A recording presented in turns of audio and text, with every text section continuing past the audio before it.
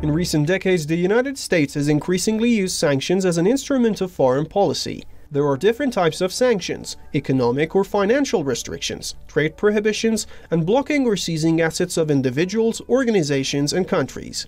Now, a coalition of North American human rights organizations, named the Sanctions Kill Coalition, has released a report on the impacts of the US sanctions on other countries and their people. Whether direct or indirect, most of the US sanctions are not authorized by the United Nations Security Council, and many of them are imposed unilaterally by Washington. In fact, more than two-thirds of the world's countries officially condemn US sanctions as a blatant violation of international law and the UN Charter. The report has also revealed a bitter reality that Western media rarely or never talk about. One finding is that US sanctions are hurting the most vulnerable and driving middle-class citizens into poverty. Also, they have resulted in thousands of deaths and humanitarian exemptions. For instance, US sanctions on the Syrian central bank have collapsed the country's currency, sending millions of civilians into grinding poverty. Also, waiving sanctions by the US undermined countries' capacity to respond to the coronavirus pandemic, resulting in loss of lives. The inhumane sanctions caused difficulty for countries like Iran to obtain medical supplies, sanitation equipment, and other necessary goods to slow the virus spread. Therefore, the US contributed to many unnecessary deaths in Iran. So we've actually known for 100 years, at least a century, what the impact is. The impact is primarily felt by the civilian population, and it is devastating. The report also says many US sanctions are based on false claims of an emergency and a threat to national security.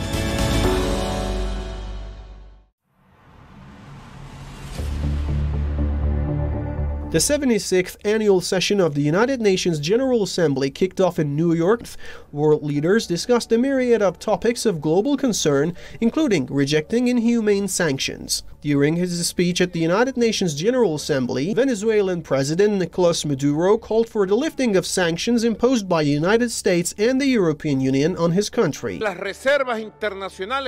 ratify our request, our demand to the United States and the European Union governments lift all the criminal sanctions against the Venezuelan economy, against the Venezuelan society.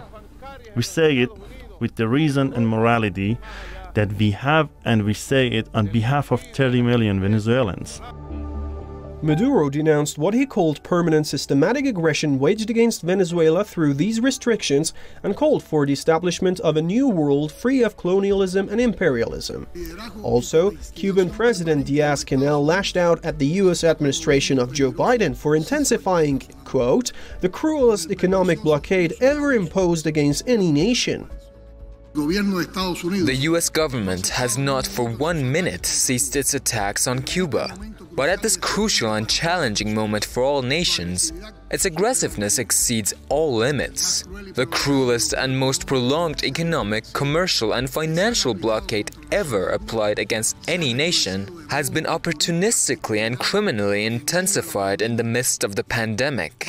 Addressing the UN General Assembly, the Cuban president said the US is extorting sovereign states to act against countries it identifies as adversaries.